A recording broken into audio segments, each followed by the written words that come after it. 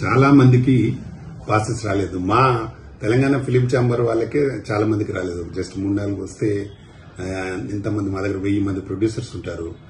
దాదాపు ఆర్టిస్టులకు 500 మంది ఉంటారు.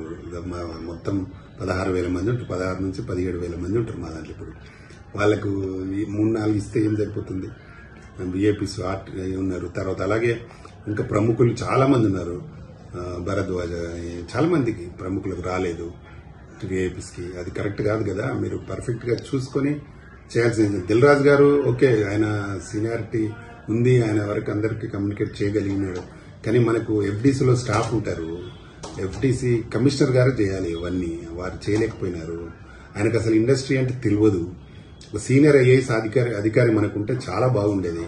ఆయన కొత్తగా ఉన్నట్టున్నారు ఐఏఎస్ హరీష్ గారు. కాబట్టి ఆయన లోపం ఎక్కువగా ఉంది.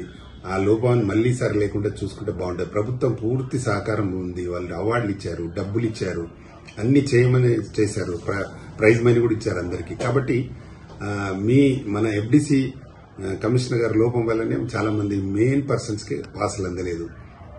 అది మళ్లీ జరగకుండా చూసుకుంటే బాగుంటుంది అనేది నా ఉద్దేశం.